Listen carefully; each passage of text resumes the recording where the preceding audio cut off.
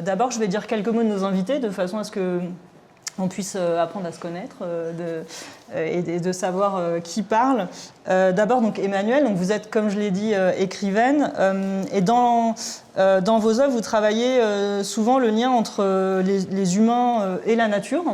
Et il se trouve que j'ai découvert justement vos travaux par l'intermédiaire de photographes qui travaillent sur la question du paysage et qui m'ont dit, notamment Bertrand, il faut absolument que tu lises l'œuvre d'Emmanuelle Salasque pour justement alimenter ta connaissance ou en tout cas plutôt plonger, on va dire, dans des paysages.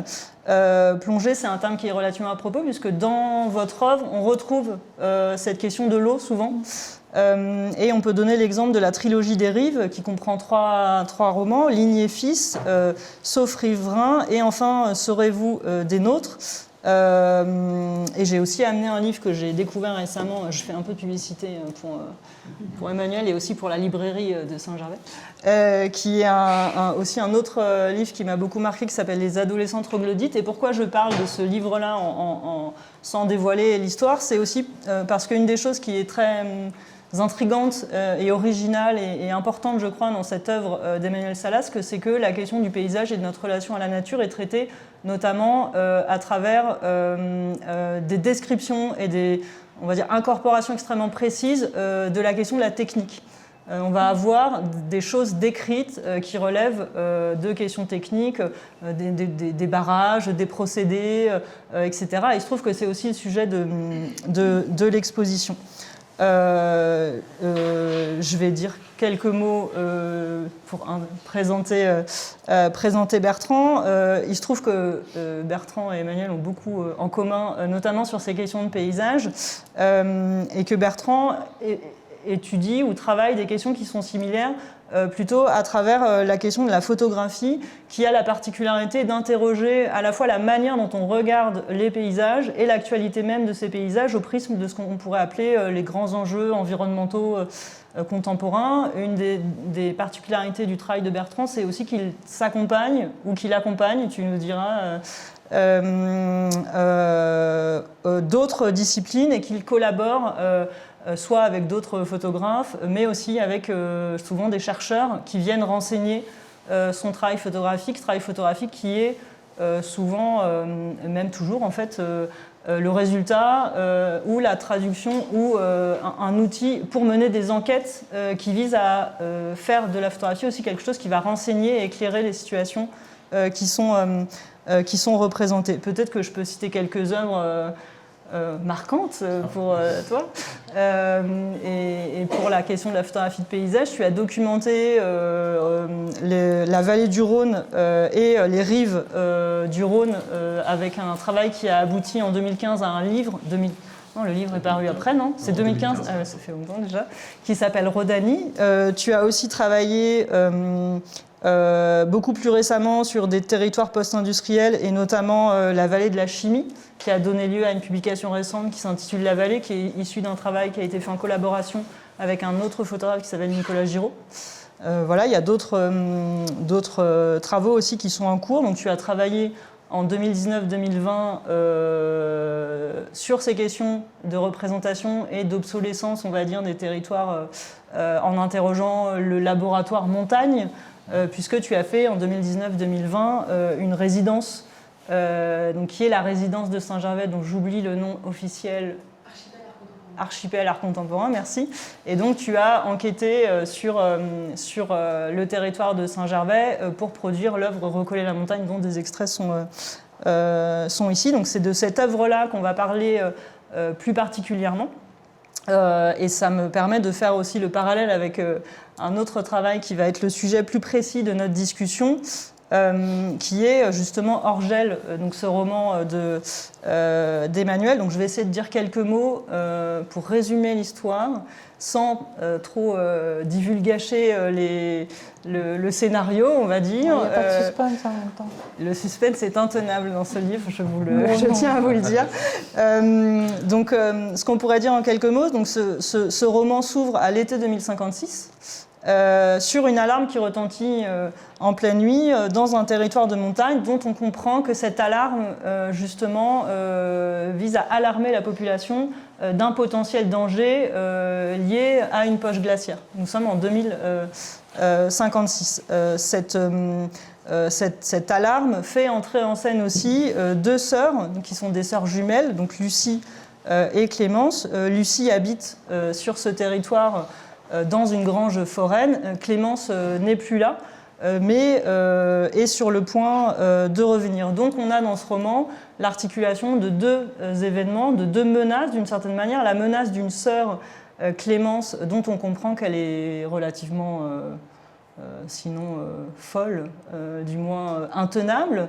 Il y a la menace de cette sœur jumelle qui a une relation relativement néfaste avec sa sœur, donc la menace du retour de cette sœur-là, donc cette menace qui est assez intime et qui est, on va dire, familiale, voire sororale, qui est mise en miroir avec la menace de cette catastrophe naturelle qui pourrait arriver.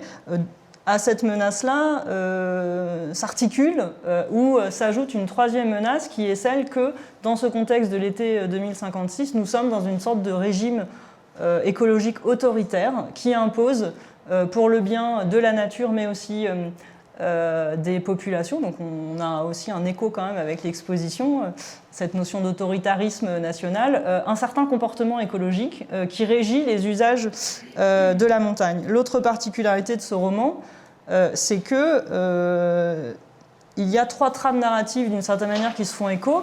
2056, dans ce territoire de montagne, mais aussi 1892, donc je suppose que la plupart d'entre vous est au courant de la raison pour laquelle cette date est importante ici à Saint-Gervais et ailleurs. Et puis les années 2010, que vous appelez les années 10. Voilà, donc il y a ces trois trames narratives qui s'articulent.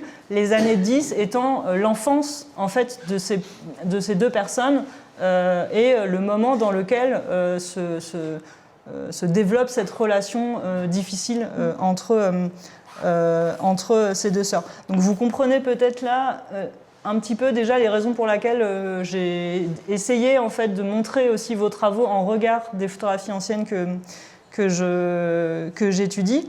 Mais pour préciser ça, j'aimerais qu'on discute quelques éléments. Donc j'ai préparé quelques questions qui sont les mêmes questions, mais auxquelles Emmanuel et Bertrand pourront répondre l'un et l'autre. D'abord, évidemment, vous allez tous me voir venir, c'est Saint-Gervais. C'est la question du rapport à Saint-Gervais et plus largement à ce territoire de montagne et de haute montagne. Donc j'aimerais commencer par Bertrand pour te demander comment, et peut-être redonner quelques éléments de contexte pourquoi, mais aussi comment tu as travaillé pour à la fois renseigner et raconter ce territoire de Saint-Gervais dans ton œuvre. Je parlais tout à l'heure du dispositif de résidence et j'évoquais aussi un petit peu la notion d'enquête. Est-ce que tu peux nous faire rentrer un peu dans les rouages de cette enquête que tu as menée à Saint-Gervais ? Oui, tout à fait. Merci, comme je l'introduis, merci aussi pour cette invitation à discuter avec Emmanuel de ce très beau livre. Sur mon invitation à Saint-Gervais, en fait, ça date donc comme vous l'avez dit, en 2019. C'est dans le cadre donc de la résidence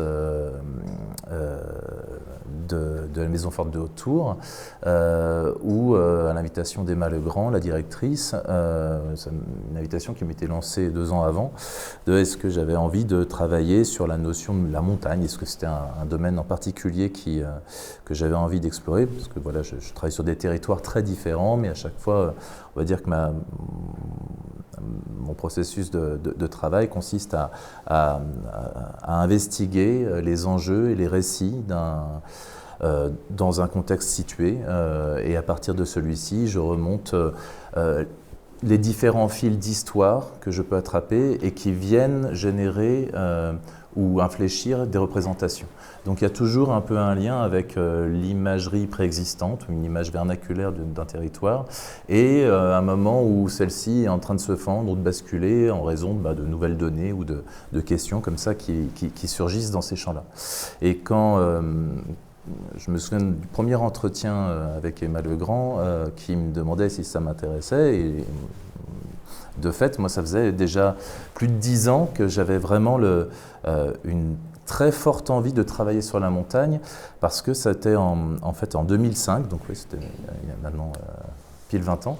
En 2005, j'avais été heurté dans mon imaginaire et dans une représentation de la montagne par la disparition de celle-ci.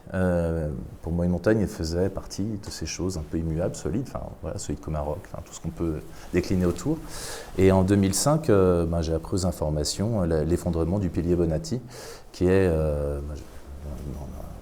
dans l'assemblée d'aujourd'hui, je pense que je ne vais pas apprendre ça à grand monde, mais voilà, c'est un alpiniste italien qui a gravi en 1955 une paroi qui est devenue, qui a pris son nom et qui a été invaincue jusque-là. Donc il avait réussi à faire cette ascension et vraiment il fait partie des grands noms de l'alpinisme. Et pile 50 ans après que cette montagne soit enfin vaincue, ou enfin dominée, en tout cas gagnée par l'homme, elle s'effondre. Et elle s'effondre sur l'effet justement de la fonte du permafrost qui s'est accélérée et du réchauffement climatique. Et là, pour moi, il y a eu une prise de conscience, et notamment parce que je savais qu'en plus, elle faisait partie elle était représentée sur l'écusson des guides de Chamonix, et du coup, c'était l'emblème même d'un corps de métier qui, sur cet emblème-là, l'iconographie s'effondre. Donc il y avait une espèce de trauma comme ça, d'image qui, tellement acceptée et qui en même temps devient fantôme, puisqu'il s'agit de cela, finalement ça devient une montagne fantôme, elle disparaît, et cherchais depuis assez longtemps comment j'allais pouvoir travailler sur la montagne, travailler avec ces questions du risque, travailler avec comment est-ce qu'on habite et qu'on négocie en fait des modes d'habitation dans ce territoire. Et de fait, en recevant cette invitation, j'ai commencé un petit peu à regarder l'histoire de Saint-Gervais. Et évidemment, il y a ce traumatisme très fort de 1892 et qui en plus a été réactivé dans les années 10. Mais d'ailleurs, je vais aller sur une image, ce sera plus simple. Mais ça va vous donner un peu une idée de la façon dont je peux travailler. En fait, j'essaie de rencontrer le plus de personnes sachant, mais ça peut être des habitants, ça peut être des riverains, enfin, peu importe. Je vais à la rencontre des personnes quand je fais des projets photographiques et je collecte comme ça tout ce que je peux avoir comme histoire. Et là, évidemment, au Fayet, je suis allé au terme en me disant qu'est-ce qui reste de cette catastrophe. Et finalement, il y a une plaque à un endroit, à l'intérieur du centre thermal, il y a des coupures de l'illustration, mais sinon, c'est pas évident d'avoir ce récit-là. Cette catastrophe où il y a eu 175 morts, ou cette lave torrentielle qui a tout balayé sur son chemin. Et puis, je me suis interrogé de la présence de cette statue en plein milieu, en plein milieu en tout cas, longeant la route d'accès au terme, et de ce gros caillou, ce bloc erratique, qui n'en est pas un en fait, mais c'est un des blocs qui s'est détaché de la montagne et qui est arrivé là. Il faut imaginer qu'en fait, c'était un champ de blocs comme ça qui ont été dynamités pour pouvoir ensuite, après les fouilles, après tout ça, pour pouvoir ensuite recréer cet espace-là, reconstruire, voilà. Et donc, il reste très peu de blocs comme ça, mais il y en a un seul qui a qui est en plus floqué de cette représentation d'un cerf comme ça, assez majestueux, mais il n'y a rien qui vient de légendé. Et donc là, ça a été une petite enquête aussi de trouver des personnes qui pourraient en dire plus, et c'est un historien, je crois qu'il est élu à la municipalité, qui m'a appris que ce cerf a été voté, on ne savait plus exactement quand, peut-être dans les années 50, de se dire, bon, il n'y a pas de monument réel, donc il faudra en mettre un. Les animaux ont été les premiers, on raconte ça aussi à Pompéi, on raconte ça sur toutes les catastrophes, les animaux ont une prescience, ou en tout cas sentent arriver le problème, et donc fuient les premiers. Et donc en hommage à ça, ils se sont dit, tiens, on va ouvrir un catalogue de fonderies, et puis tiens, il y a celle pour le sultan de Constantinople qui n'a pas été prise, donc on va la mettre là. après, voilà, du coup, je raconte un peu tout ça. C'est ce que, pour répondre à la question, je vais écourter, mais je raconte un peu ça dans mes légendes où j'essaie d'être un peu dans une approche multiscalaire, où on a différentes échelles comme ça, mais temporelles, où on va raconter tant l'histoire du lieu que ses répercussions, ou en tout cas dans un contexte plus mondialisé. Et là, il y avait cette histoire d'une statue dessinée qui représente un cerf d'Europe, mais qui devait aller à Constantinople, finalement, qui atterrit ici. Et de me retrouver à cet endroit-là où, depuis 10 ans en plus, résonnent dans la vallée des différents nouveaux systèmes d'alarme, parce qu'on avait trouvé en 2010 une nouvelle poche sous-glaciaire dans le glacier de Tête-Rousse. Et donc on a à nouveau cette même menace qui domine la vallée. Et donc voilà, dans ma légende, je viens à raconter un peu toutes ces histoires-là jusqu'à ce jour où j'ai fait la prise de vue, où il y avait en plus des cailloux qui tombaient sur le côté, des petits cailloux, quoi, mais qui actualisent en quelque sorte toujours cette espèce de tension au lieu.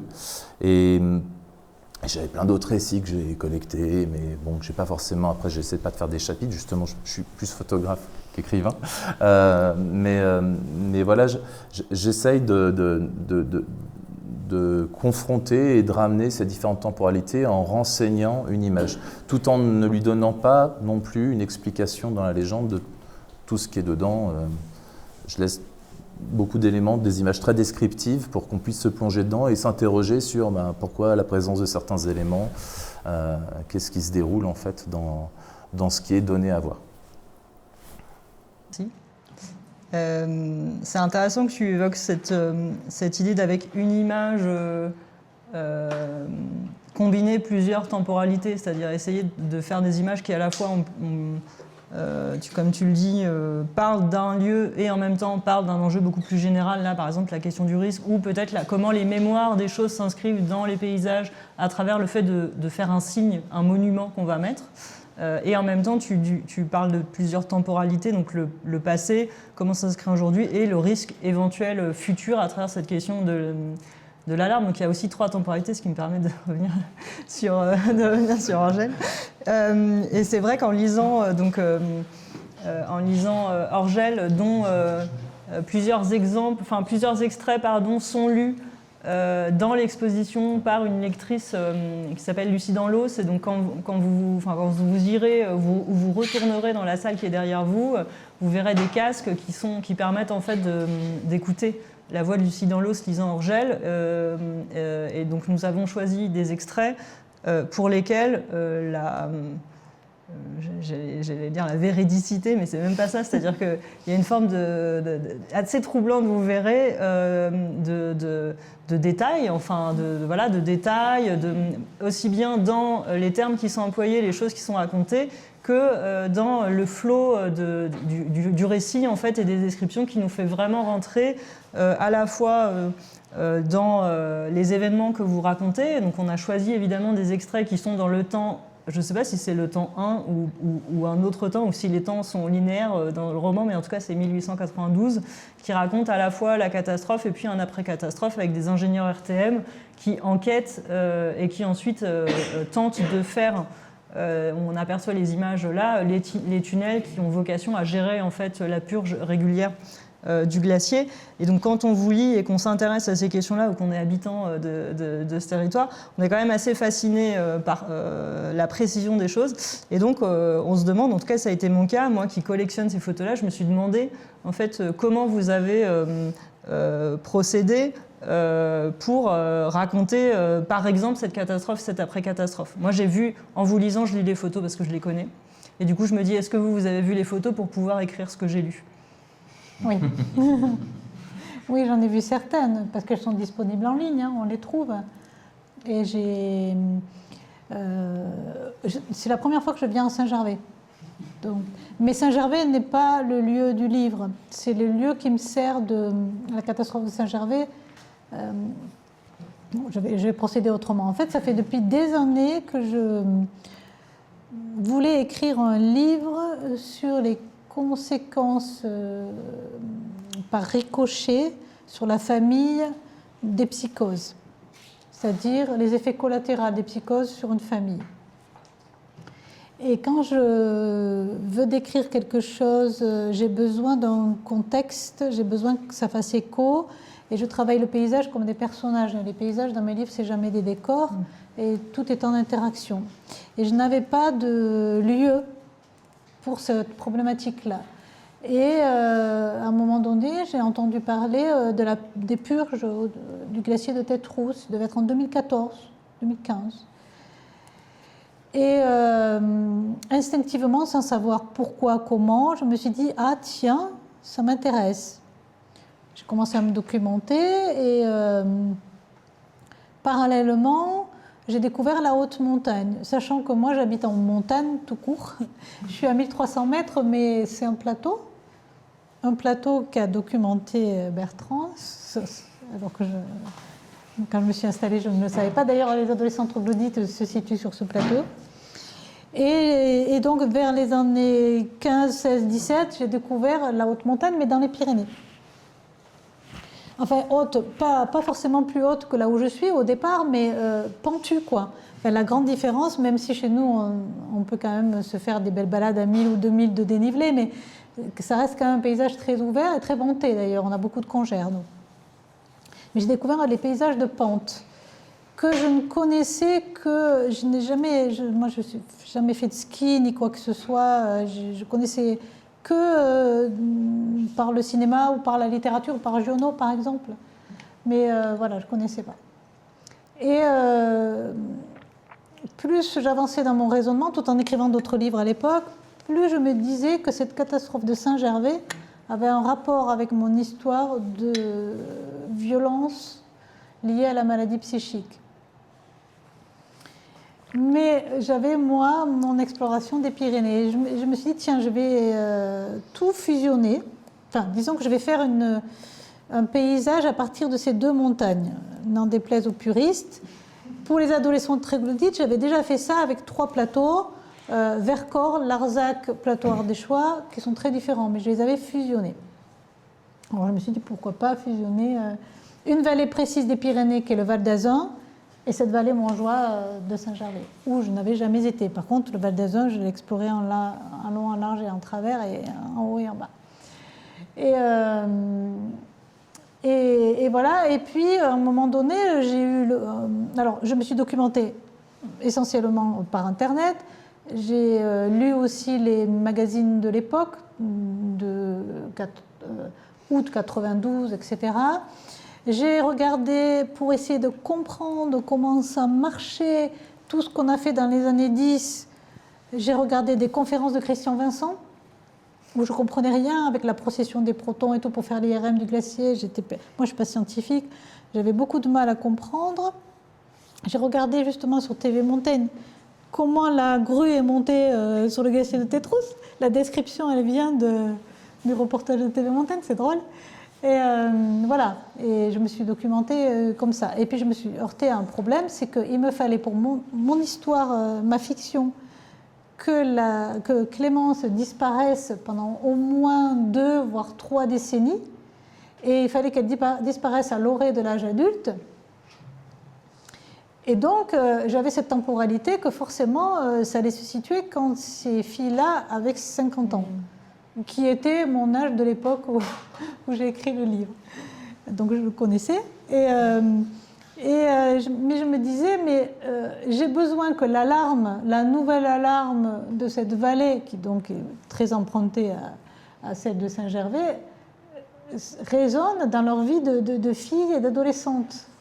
Donc je me dis, comment je vais faire? C'est pas possible. Et je ne peux pas déplacer, faire que c'est aujourd'hui et déplacer et que, par exemple, l'IRM sur le glacier, ce soit dans les années 80. Ça ne marchait pas, parce que déjà que je ne comprends pas grand-chose. Si en plus je déplace les techniques, ça ne va pas marcher.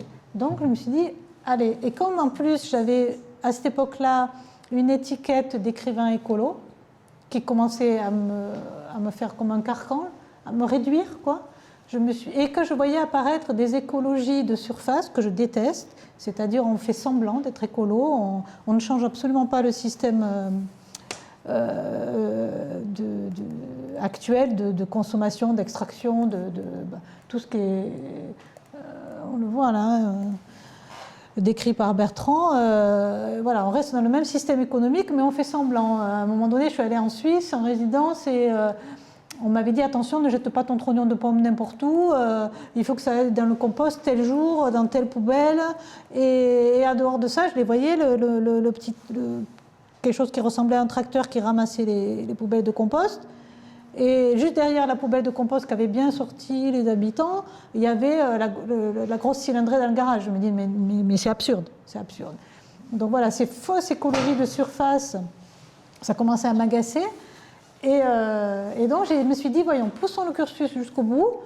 Si on continue ce système économique et on continue à consommer, en particulier la montagne, voilà, comme on le fait depuis un certain nombre d'années, année 10, année 20, année 30, qu'est-ce qui va se passer? Donc j'ai essayé de aggraver tout ce qui se passait au moment où j'écrivais le livre.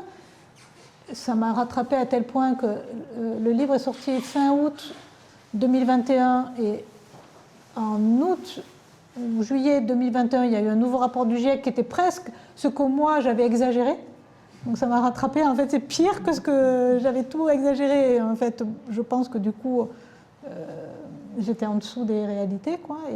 Parce que j'ai rien inventé dans le livre. Tout ce que je décris en l'exagérant existe déjà, y compris les applications pour les marcheurs, ça existe déjà. Et voilà. Et je me suis dit, voyons, qu'est-ce qu'on va faire? On va se retrouver à être obligé de réagir au dernier moment, et tout va être impossible, quoi. Et donc voilà, je me suis dit, bon, tant pis, je ne suis pas une lectrice de dystopie, ni de science-fiction, ni de quoi que ce soit, je me lance dans ça. Voilà. Donc c'était en fait parce que je vais pouvoir construire. Et donc j'ai fusionné effectivement deux vallées qui ne se ressemblent pas, mais sans être jamais venue. Du coup, tout à l'heure, je suis allée au terme et j'ai tenté de monter par la passerelle, c'était fermé, j'ai refait le tour, et je suis redescendue la passerelle et puis je suis remontée pour quand même voir ce lieu que j'avais décrit les yeux fermés. J'en profite pour faire aussi un parallèle. Dans cette exposition, on est d'ailleurs dans une salle qui présente pas mal d'œuvres de l'architecte Eugène Viollet-le-Duc. Donc on a cette carte qui est une carte du Mont Blanc faite par Viollet-le-Duc, puis on a les dessins préparatoires, etc. Il se trouve que cet architecte a formé son regard à la nature, nature qu'il a réinjectée dans son travail d'architecte, notamment du patrimoine, etc., en se formant au dessin, en randonnant dans les Pyrénées. Et il a beaucoup dessiné le Val d'Azun. Et il est... Balaytus, oui. Pardon ? Notamment le Balaytus. Oui, ouais. Et donc c'est rigolo parce que il produit ensuite tout ce travail autour du Mont Blanc, de cartographie du Mont Blanc, etc. à la toute fin de sa vie, fin qu'il a commencé dans sa formation intellectuelle dans les Pyrénées. Donc d'une certaine manière, sa vie à lui aussi est une sorte d'assemblage de ces deux choses-là. Peut-être c'était pas exactement l'ordre des considérations que j'avais imaginées, mais peut-être que pour les personnes qui nous écoutent, donc on l'a dit,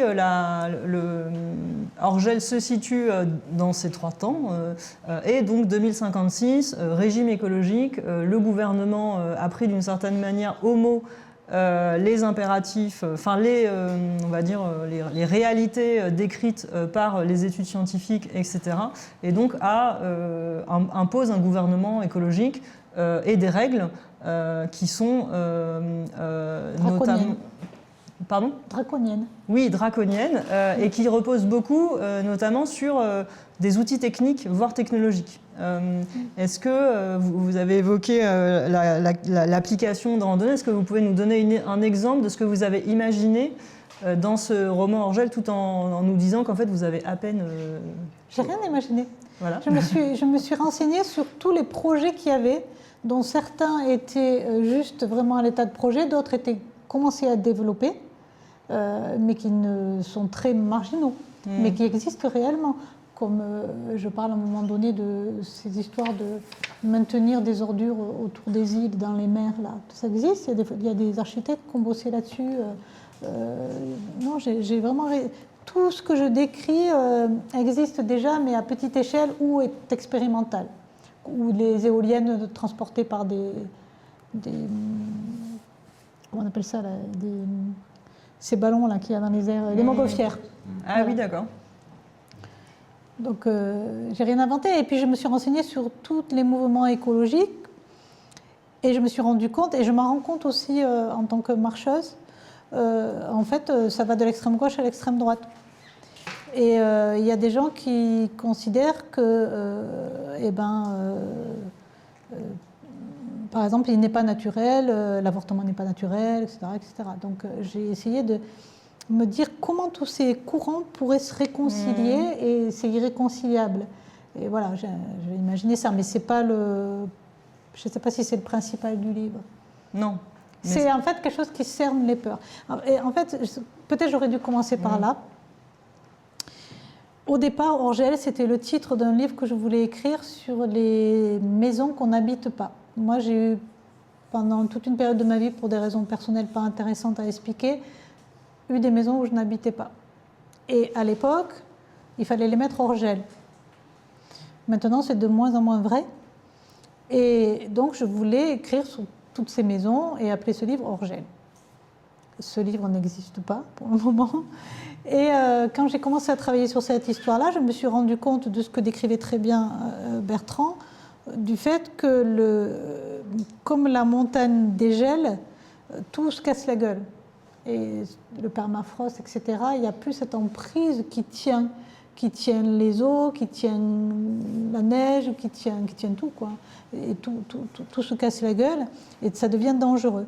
Et dans la maladie psychique, quand on est en état de crise, seul le gel, qu'il soit chimique ou physique, pour les contentions ou psychanalytique, permet de calmer la personne. Et donc j'ai fait ce parallèle du fait que Clémence, quand elle est gelée, elle est vivable, et sinon, c'est une catastrophe. D'ailleurs, sa mère l'appelait ma petite catastrophe. C'est un débordement. Et alors je me suis dit, tiens, mon titre que j'avais pour l'autre livre, il va aller, parce que c'est le hors-gel qui est dangereux maintenant.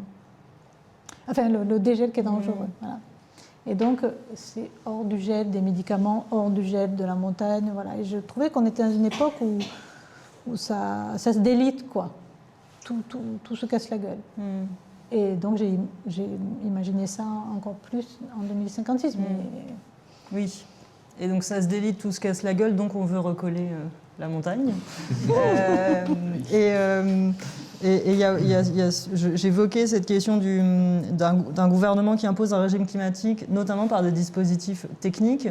Et donc, si ce n'est pas effectivement le plus important dans ce roman, qui est d'abord l'histoire de deux sœurs, et ça c'est très... Et d'un paysage, oui. Et de paysage, mais c'est très intriqué comme vous le disiez. Il y a aussi en filigrane des descriptions, des évocations de comment ce qu'on peut appeler un technosolutionnisme, c'est-à-dire une idée qui s'imposerait selon laquelle les problèmes environnementaux seraient résolus par l'innovation technique, le progrès technique. Donc voilà, il y a effectivement ces systèmes de contrôle aussi des corps, des communautés, des comportements, etc. Et donc cette foi dans un progrès qui nous lancerait encore en avant et qui nous permettrait notamment soit de recoller la montagne, soit d'arrêter de faire en sorte qu'elle se délite, comme vous le disiez. Et c'est vrai que dans ce travail que tu as fait, cette question de la critique du technosolutionnisme et de la manière dont elle fabrique aujourd'hui un comportement et une relation au paysage, c'est quelque chose qui est quand même assez prégnant. Est-ce que tu pourrais nous donner des exemples et peut-être aussi nous dire d'abord si c'est une chose à laquelle tu t'attendais ou si c'est en travaillant justement dans le territoire dans lequel on est, voilà, est-ce que c'est ça aussi qui t'a fait remonter cette question-là Je dirais que c'est vraiment le travail sur le terrain et sur les histoires que j'ai comme ça remontées petit à petit, où je me suis rendu compte de cette importance technique, de cette maîtrise, en tout cas, qui est tentée depuis des siècles autour de la montagne. Et si j'ai choisi ce titre de Recoller la montagne, je vous expliquais un peu cette histoire de trauma initial, plutôt d'absence d'image comme ça, parce que elle tombait. Là, ici, il y avait cette histoire-là à nouveau. Et parmi les gens que j'ai rencontrés, évidemment, j'ai vu des cristalliers, des historiens, mais des glaciologues.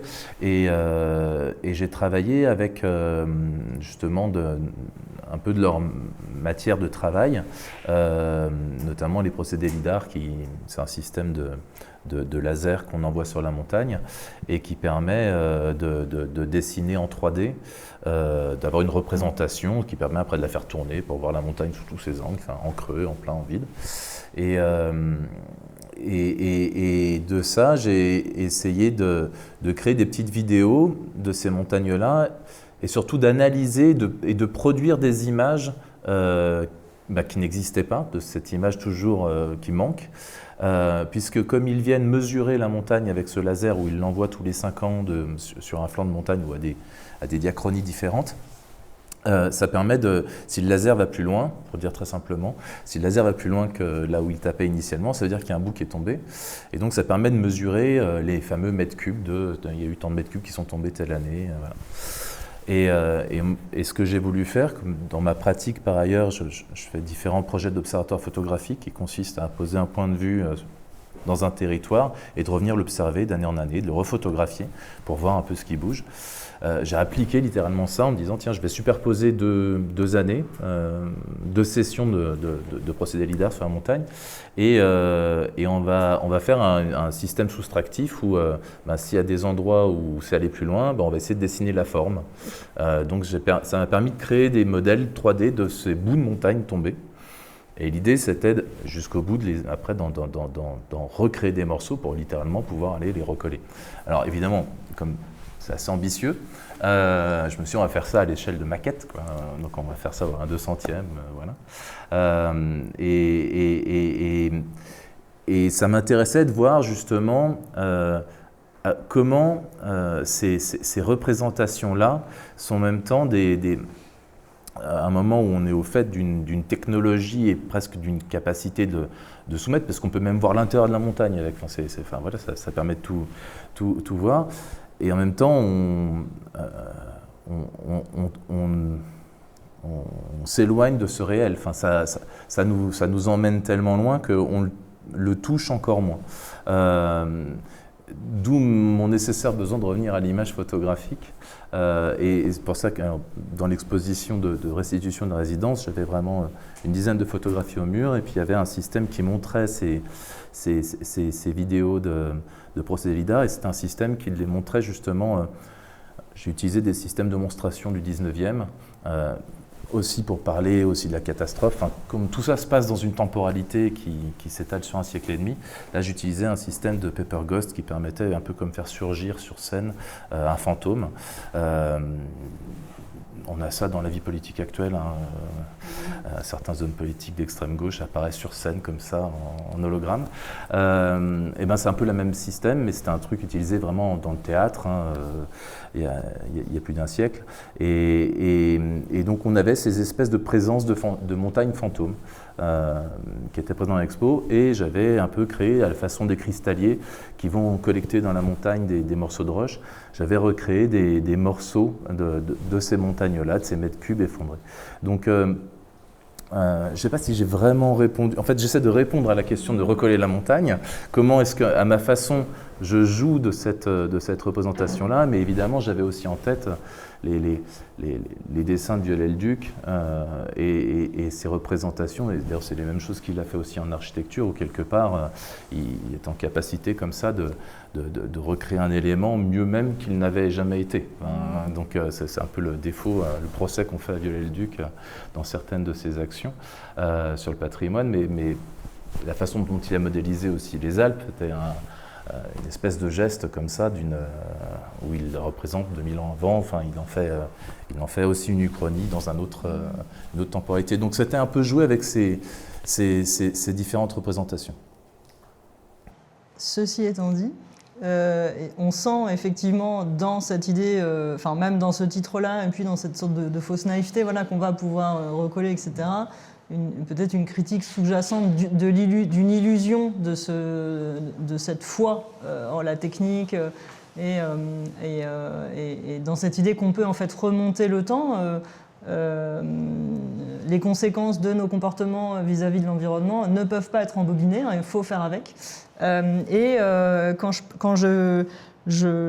j'évoquais aussi cette idée de critique sous-jacente ou explicite de ce technosolutionnisme, dans ton travail, sur cette idée de on peut recoller ou recomposer, il y a aussi peut-être cette photographie qui est au rez-de-chaussée de l'exposition qui montre cette magnifique vue de paysage d'une neige immaculée au premier plan et de très beaux sapins au deuxième plan, qui quand on la regarde un peu plus précisément, nous montre aussi un paysage qui contient un procédé technologique qui a vocation à fabriquer de la nature. Et à fabriquer, je te laisse terminer cette explication, quelque chose dont ici sur les pentes de nos chères montagnes, on a de plus en plus besoin. Absolument. Cette image, voilà, concrètement, c'est une image qui est faite sur le domaine skiable de Saint-Gervais. Ce qu'on a au premier plan, en fait, c'est un lac de nivoculture. Donc, c'est les lacs qui permettent la fabrication de neige artificielle. Donc, c'était une retenue collinaire dans laquelle on stocke de l'eau à escient pour permettre de garder et de produire de la neige pour la belle saison, puisqu'on vient à en manquer. Donc on est sur effectivement, littéralement, du technosolutionnisme, de il nous faut de la neige, c'est les sports d'hiver, voilà. Et moi, ce qui m'intéressait en faisant cette image-là, c'est qu'on est en même temps, à première vue, cette image se livre comme une image très apaisée d'une nature sauvage, voilà, dans ce qu'elle peut avoir de plus classique. Enfin, même pour moi, j'avais un peu en tête les calendriers des PTT où on avait ce genre de représentation comme ça, une jolie frise d'arbres, des montagnes au loin, un petit lac au premier plan. Enfin voilà, pour moi c'était vraiment le truc parfait. Et ce qui m'intéressait, c'est qu'il y a quand même quelque chose qui amène un petit trouble. Et c'est d'ailleurs un élément dont je me sers dans les images souvent dans cette série. J'ai toujours quelque chose qui est flou ou qui bouge dans les images. Et là, ici, on a l'impression presque d'une ébullition, en fait. En fait, c'est tout un système qui est dessous, qui brasse l'eau. En fait, concrètement, il n'y a pas de résistance et il n'y a pas un volcan en train de brasser, mais il y a un système qui brasse l'eau pour éviter qu'elle gèle, et en même temps, il faut que l'eau soit très froide, hein, il faut qu'on soit toujours alors, je ne me souviens plus exactement, mais il faut qu'on soit autour de 0 à moins 2 degrés, donc c'est compliqué pour que l'eau ne gèle pas. Enfin, on est vraiment sur des critères très particuliers. Et donc, ça brasse et ça crée cette espèce de vibration et qui vient du coup contrecarrer ou en tout cas altérer cette idée d'une représentation d'un espace non anthropisé. En fait, on est complètement dans un espace investi et évidemment, il y a beaucoup de problématiques écologiques derrière. S'il y a des conflits autour de la nivoculture, c'est parce que ça crée des risques d'étiage, des stress hydriques en contrebas. Enfin, la neige, c'est bien, elle reste en haut, l'eau reste en haut, mais du coup, elle ne descend plus, donc il se passe des choses en contrebas, sans parler de l'énergie, tout ça que ça nécessite. Donc, c'est aussi ce que disait Emmanuel tout à l'heure, il y a une idée aussi de devoir repenser finalement les usages. Enfin, si d'un côté, on a un geste écologique et de l'autre côté, on court dans l'autre sens. Enfin, en tout cas, voilà, c'est... L'idée ici, c'est vraiment de poser cette question dans les représentations que ça vient à faire des montagnes.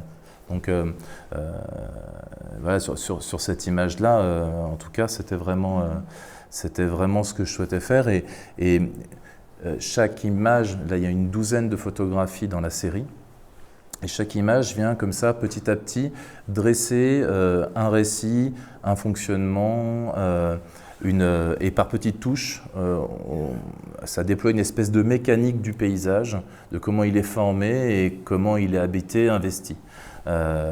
Et comme là, c'est la troisième, donc il y a vraiment un ordre en tout cas de lecture pour comprendre comment est-ce qu'on véhicule dans le travail. La deuxième que j'ai passée très rapidement, et c'est très rapide aussi, c'est juste en bas de Saint-Gervais, là, en fait c'est entre le Fayet et ici. Et je tiens à en parler parce qu'en plus c'est celle qui vient parler directement de la RTM. Donc le gros morceau en tout cas abordé par Frédéric dans cette exposition. Et on est en fait sur un ouvrage qui a été qui a été fait dans les années 50, je crois, et qui est entretenu, voilà, et qui a différents blocs de béton. Et ça vient c'est le Nant Vernay. Donc le Nant, c'est une rivière qui peut devenir un vrai torrent à un moment donné. Donc pour en maîtriser en quelque sorte la variabilité, on a mis des éléments en béton qui viennent casser ou en tout cas diriger, endiguer un espèce de flux. Et là, c'est un technosolutionnisme en béton armé, voilà, massif, mais c'est aussi comme ça que la montagne a été domestiquée. Enfin, c'est toute cette histoire-là que j'aime raconter. Et moi, en même temps, je suis allé en voir une trentaine de partout, assez loin même de Saint-Gervais, puisque j'étais allé rencontrer le responsable de la RTM en local qui a une mission de contrôle, vérifier que justement tous les espaces sont entretenus pour pallier au risque, justement. Et moi, ce qui m'a intéressé à cet endroit-là, c'est finalement l'espèce de braconnage qui est fait avec ce réel, avec ce bidon un peu dégueulasse comme ça, posé, qui permet aux voisins de capter un peu d'eau pour son jardin. Et en fait, il a bricolé un truc, on voit bien que c'est posé avec tout ce qui a été... c'est la totale bricole. Et cette idée de braconnage d'une société qui organise de façon comme ça, avec sa rigidité, et qu'au milieu de tout ça, il y a cette forme un peu d'improvisation et d'arrangement avec ce réel, ces bidouillages. Moi, j'y retrouve justement c'est des formes assez spontanées, enfin complètement spontanées, et que je trouve assez émouvantes et que j'aime avoir en récit se déployer parmi des solutions qui peuvent être beaucoup plus écrasantes parce que voilà, des registres ou qui, si on les potentialise dans 50 ans, peuvent être des formes d'État presque autoritaires. Enfin, voilà. Mais c'est différentes échelles. Parce que, tout à l'heure, je parlais d'échelle temporelle, mais j'essaie d'être aussi sur des espèces d'échelles d'action qui vont tant parler de solutions très techniques, des dernières recherches scientifiques, d'une réflexion sur c'est quoi l'ère dans laquelle on est en train de vivre, l'anthropocène, comment est-ce qu'on peut bouger, des combats écologiques et puis aussi des réalités économiques, humaines, d'habiter le lieu et d'habiter avec le risque. Donc, et c'est là où je trouve que tu parlais de curseur tout à l'heure, mais c'est vraiment une histoire de curseur que la résidence, en tout cas un temps long passé dans un territoire un peu à essayer d'en comprendre des représentations et d'en fabriquer, moi en tout cas me permet d'introduire dans les projets. Et à propos de cette photo, on retient cette idée qu'effectivement il y a cette articulation que certains verraient comme une confrontation, d'autres comme une coopération, entre ce qu'on peut appeler un paysage qui va s'imposer ou un dispositif d'aménagement qui s'impose, et puis une autre chose qui est une sorte d'agencement populaire voilà, de quelqu'un comme vous et moi qui va décider légalement ou non. Voilà. Et donc ça pose aussi la question de ce bricolage en fait, entre ces deux choses. Et je me demande si... Emmanuel, en voyant cette image, il y a des choses qui résonnent, alors peut-être dans Orgel, mais aussi peut-être plus largement dans votre approche de la nature des paysages, mais aussi de la façon dont je parlais de l'intérêt que j'ai sur la façon dont vous décrivez les dispositifs techniques. Est-ce que c'est quelque chose qui peut résonner dans votre travail, cette confrontation par le geste technique, parce qu'il y a des descriptions très très précises de ce qui est fabriqué finalement dans votre travail. Voilà, est-ce qu'il y a des résonances entre votre travail et puis cette photo ? Et justement, c'est étonnant que vous ayez choisi les adolescents troglodytes. Je dis juste, il est publié sous un autre nom parce que depuis 2021, depuis Orgel, j'ai changé de nom. Enfin, plutôt, j'ai repris mon nom de naissance. Donc, les adolescents troglodytes, c'est sous le nom d'Emmanuel Pagano, mais c'est moi. Je décrivais aussi des choses très techniques qui étaient comme quoi, quand on a une obsession, des confortements de falaises pour faire passer des routes. Voilà. Donc ça, c'était sur le Vercors. Et comment toutes ces personnes ont construit ces routes et comment on les confortait. À l'époque où je l'ai écrit, c'était en 2007, notamment en réutilisant des filets qui étaient posés dans les océans pendant la guerre froide, qui sont des filets anti-sous-marins et qu'on a, puisqu'il n'y a pas eu la guerre, repris et mis sur les... et ensuite, on a utilisé la même technique, c'est plus les mêmes filets, pour tenir, donc ces filets ASM, les filets anti-sous-marins, on continue de les appeler comme ça, pour tenir la montagne en train de s'écrouler déjà. Et j'avais vu, moi, quand j'habitais le Vercors, tout un pan de montagne s'écrouler sur une voiture qui est toujours dessous. C'était assez impressionnant, ça avait résonné partout. Bon, j'avais décrit tous ces gestes. Mais ce que je voulais dire, c'était que je dévie, hein, mais c'est pas grave. Sur cette photo-là, et sur j'allais dire la plupart, moi je crois toutes les photos de Bertrand, même quand il n'y en a pas, il y a des gens. Et ça, je trouve ça fantastique. Et il y a des histoires, c'est très narratif. Mais on se dit, ah là, il y a un type qui a fait ça. Ah là. Et d'ailleurs, sur les photos de RTM, c'est pareil. Moi, ce qui m'émeut, c'est que même quand on ne les voit pas, il y a des gens. Il y a des gens partout. Il y a des gens, on se dit, ce tunnel, mon Dieu, ça. Et ils sont montés faire ça. Et on les voit, les gens, on les devine. Et moi, ce qui m'intéresse, en fait, finalement, c'est pas la nature, c'est pas la montagne, c'est les gens. Et la confrontation des gens avec cette nature et tout. Dans Rodani, le travail que vous avez évoqué de Bertrand il y a 10 ans, il a suivi le Rhône de la source jusqu'à l'estuaire. Et il a interrogé, et il le disait quand il parlait de la résidence ici, j'ai rencontré un cristallier, j'ai rencontré un scientifique, j'ai rencontré... il parle que de gens. Et pareil pour le Rhône, il a rencontré des gens et à chaque lieu précis, il a vu des scènes où il a fait parler les gens de ce qu'ils vivaient et du coup, il les a fait refaire la scène avec un petit... je ne sais pas comment ça s'appelle, mais un camion pour être un peu au-dessus, là, une nacelle, hein, voilà.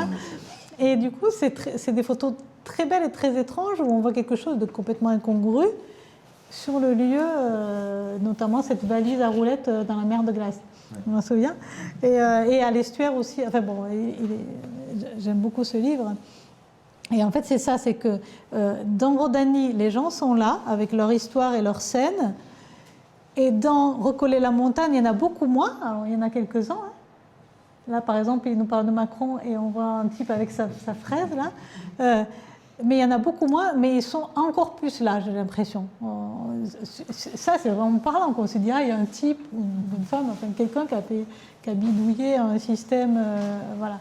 Et moi, c'est la même chose qui m'intéresse, finalement. Et quand je décris des gestes techniques, mais j'ai fait ça aussi, par exemple, pour le moulinage d'un ligné-fils,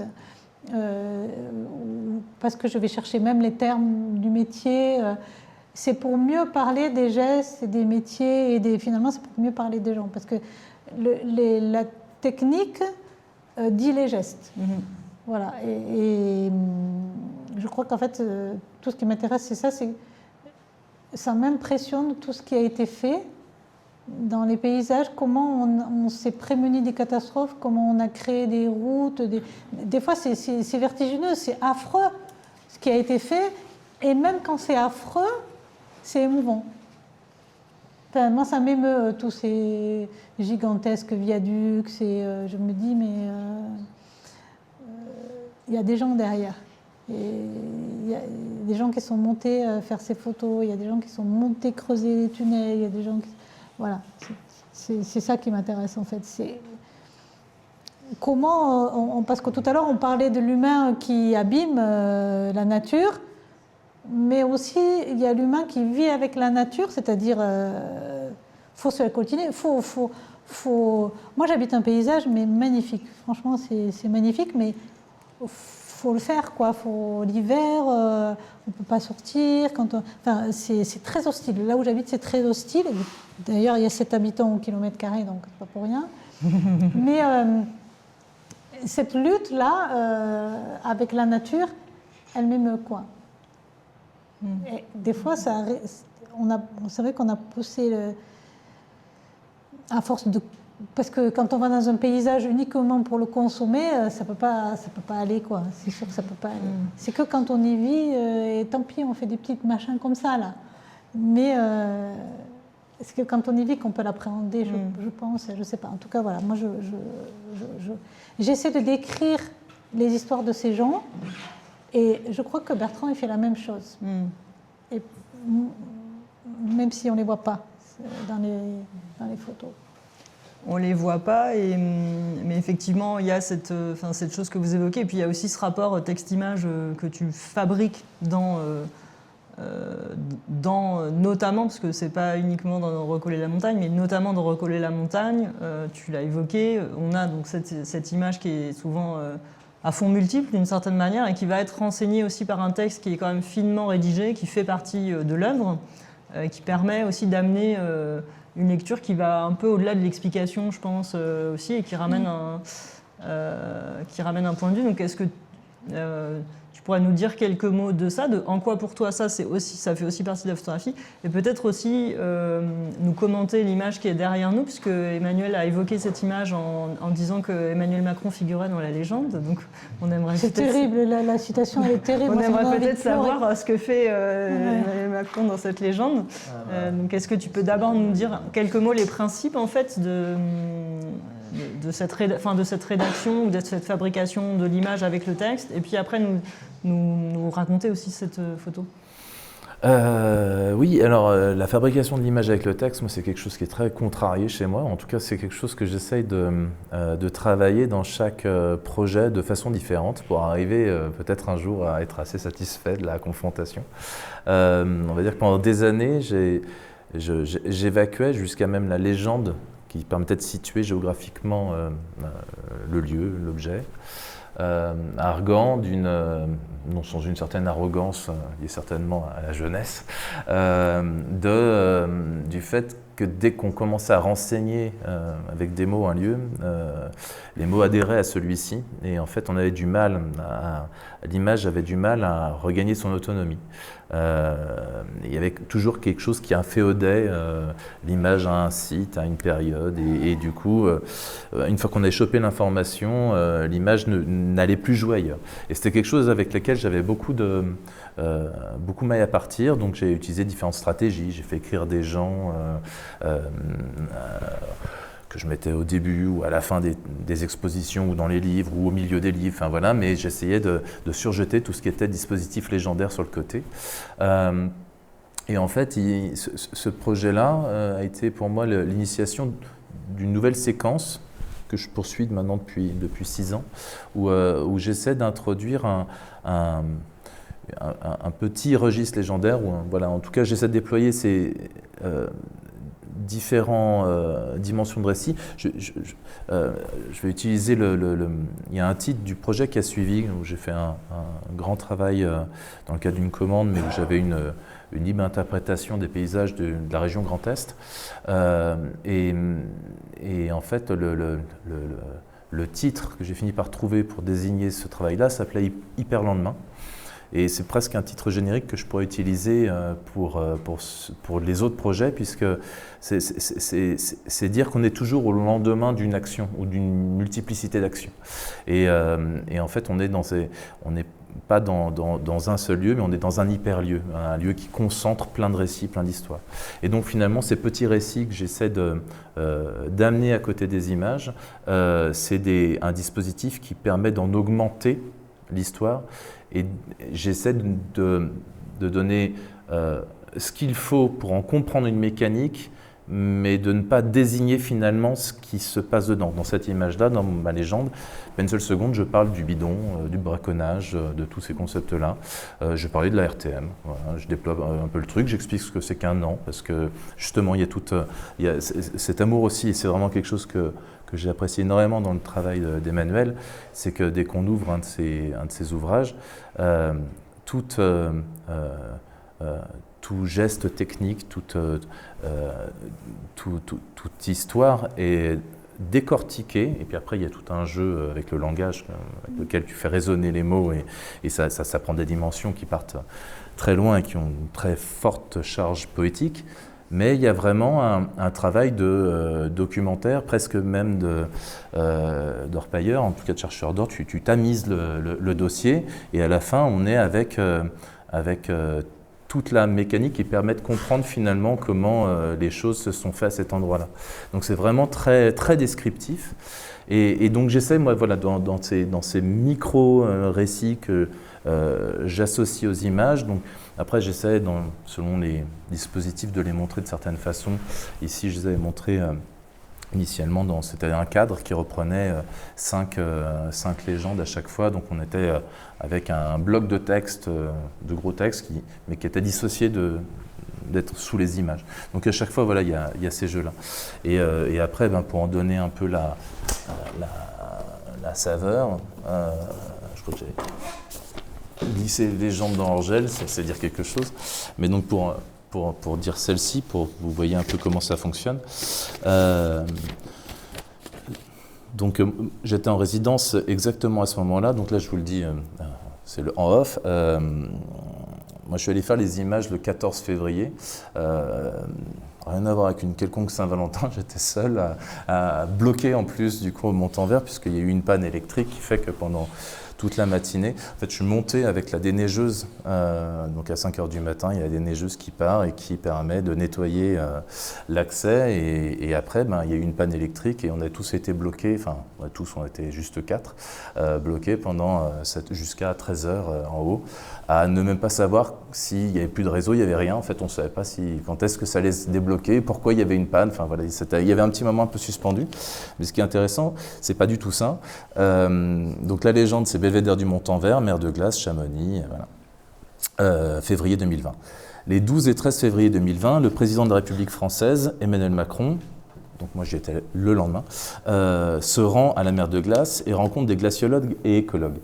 Il annonce à Saint-Gervais un arrêté de protection naturelle afin de lutter contre les usages contrevenant au respect de la nature en montagne, surfréquentation touristique et incivilité, trafic automobile et poids lourds ou encore la pollution par le chauffage. On estime aujourd'hui que la mer de glace recule de 8 à 10 mètres par an. La température moyenne observée près du massif du Mont Blanc a augmenté de 4 degrés entre les années 50 et les années 2000. En 2019, 80 marches ont dû être ajoutées au très long escalier qui descend de la plateforme du Montanvert au glacier. Et là, je cite Emmanuel Macron, « Sans doute avons-nous trop tardé ». Dans son intervention officielle, ce sera le combat du siècle. Il impose l'impatience, la détermination et d'agir vite. Vive la nature, vive la République, vive la France. Et l'intérêt de venir convoquer un discours politique comme ça qui vient, en plus c'est la dernière image du truc, c'est en quelque sorte dire bon ben voyons ce qui va se produire maintenant à partir de ces grandes déclaration. Et moi, après, ce qui m'intéressait particulièrement, c'est à travers cette image-là, c'est déjà un geste qui peut paraître comme ça quasiment inutile. Enfin, quelqu'un qui est en train de déneiger un endroit qui est intégralement blanc, et on est sur un belvédère et on ne voit rien. Et en plus, à un moment où on parle des règlements climatiques et il va y plus avoir de neige, on est saturé. Enfin, bref, rien qui, dans l'image, en fait, permettrait directement d'être justement sur ce que j'essaie d'éviter. Quelque chose qui vient pointer, dire ah, c'est bien, c'est pas bien, enfin de dire voilà, les réalités sont multiples et complexes et je trouvais ça intéressant finalement d'amener là aussi ces différents registres, y compris le politique, qui quand même, en tout cas, va amener plus ou moins de technosolutionnisme sur la possibilité d'habiter la montagne et de l'utiliser dans les années à venir. Merci pour ce décryptage. Donc c'est rigolo parce que quand Emmanuel Macron dit « Vive la nature, vive la République, vive la France », il dit exactement ce qui aurait pu être dit en 1882 quand on vote la 3e loi dite de restauration des terrains de montagne, puisque l'idée aussi de restaurer, donc d'aménager et de moderniser les territoires de montagne, c'était aussi de les faire rentrer dans la logique organisatrice et homogénéisatrice d'un État au nom d'une République et d'un bien commun. Donc en fait, Emmanuel Macron, il aurait vécu en 1870 qu'il aurait fait le même job et donc c'est drôle aussi que tu évoques cette citation-là, cette allocution-là du président à ce moment-là et justement dans cette expo, parce qu'on fait une sorte de boucle. Alors, on ne sait pas trop dans quelle faille spatio-temporelle on est tombé, mais en tout cas, il y a des sortes de répétitions qui se font. Je vois que l'heure tourne, donc... Je voudrais juste dire que Bertrand et moi, on se connaît, et on a travaillé tous les deux sur, on va dire, autour de la catastrophe de Saint-Gervais, des RTM et tout ça, au même moment, sans le savoir, sans se l'être dit. On s'en a aperçu après, trop tard, pour éventuellement faire quelque chose. C'est drôle. Ouais. C'est drôle. Oui, c'est super. Ouais. Merci, un grand merci à vous, merci Emmanuel, merci Bertrand pour cet échange. Toi aussi, tu as le droit à un joker. J'ai le droit à un joker. Non, mais du coup, moi, je monte des images et je me retrouve à lire quelque chose, mais j'aurais bien aimé qu'on lise quelque chose d'Emmanuel, parce que parce que pour le coup, elle écrit autrement mieux. Et je sais pas, il n'y a pas... Alors moi, j'ai chopé un truc, mais... Je marche avec ma sœur vers le clair. Je monte les marches de la disparition du vert, de la disparition du sombre, vers la toute-puissance du ciel et de la pierre. Je m'arrête au bord des névés et je mesure ce que nous avons monté. Depuis ce matin, notre marche a étagé le paysage, qui change de palier en palier, de saison en saison, dans une verticalité des climats. Avec le réchauffement climatique, on saute un étage, on saute une marche, ou plutôt on redescend d'une marche. L'hiver s'est rétracté vers le haut. Il y a d'abord eu, autour puis au-dessus de la grange, l'aurore des prés, des bois défrichés, et sur l'autre versant, la forêt dense et sévère qui nous montrait sa nuit, une nuit plus sombre que la nôtre, là-bas, en face de nous. Cette en face impénétrable, nous avons vécu, un peu plus bas, dans l'ombre triste des mousses et des ternes lichens sur les arbres resserrés, cette nuit épaisse que nos ancêtres paternels ont débardée pendant des siècles pour arracher quelques pâtures à l'obscurité. Nous sommes montés, quittant la nuit d'enfance qui semblait nous regarder. Le jour nous a rejointes et nous avons traversé la forêt de feuillus. Plus nous montions, plus la forêt, surplombant notre vallée profonde, s'est clairsemée, s'ouvrant dans les dénivelés et jetant distraitement sa lumière sur les brouillards restants, une forêt de plus en plus fragile et pourtant protégeant encore nos lointaines habitations des crues, des glissements de terrain, des chutes de pierres, des avalanches. Nous montions encore et la forêt, momentanément ensombrie de résineux, se dispersait de plus en plus, se soumettant aux landes basses, aux prairies ponctuées d'arbres isolés, revenant parfois dans des forêts d'aulnes verts, quelques broussailles, toute une végétation décidée par le torrent. Juste après la zone de combat, là où les arbres et les arbustes se battent encore avant d'abandonner leur majesté, ne se devinant plus qu'en plongée, nous avons reposé nos forces dans les larges nardales vidées des bêtes. Nous avons contourné les épais rhododendrons, éteints et compacts, puis seuls quelques vernes accablés, courageusement accrochés au terrain de plus en plus avare de minéraux, ont compliqué nos pas.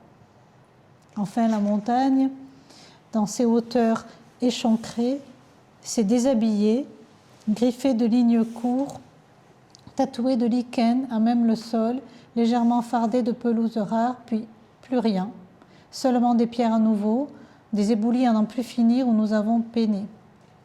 Plus aucune végétation, sauf quelques lichens encore, incrustés dans la roche parfois si verticale qu'elle semble une impasse, et quelques herbacées tenaces, fières dans la retraite des fissures où elles se sont enracinées. Et là, juste en dessous des neiges, le soleil s'est jeté sur nous. Je déplie mon écharpe de coton pour couvrir ma tête et ma nuque, j'ajuste mes lunettes de soleil sur mes yeux. Ma sœur sort les siennes et s'engage sur le premier névé. Je m'inquiète de son crâne exposé, si peu protégé par la repousse encore timide de ses cheveux. Elle n'a ni chapeau ni écharpe. Elle se retourne vers moi, me fait signe d'avancer, resplendissante. Nous traversons les névés qui s'enchaînent. Ordinairement écrasés par les randonneurs, ils sont aujourd'hui épaissis par leur solitude reconquise, blanchis en une dizaine de jours à peine, sans doute par de très récentes neiges, ou peut-être par le vent qui gomme si vite à ces hauteurs toute trace de pas. Est-ce que ça fait 10 jours seulement que nous sommes seuls dans la vallée? Je n'arrive plus à compter. 10 jours et déjà une neige éblouissante. La lumière partout nous assaille, nous bifurquons pour chercher l'eau qui nous appelle en contrebas. Merci. On terminera sur ces mots. Merci beaucoup.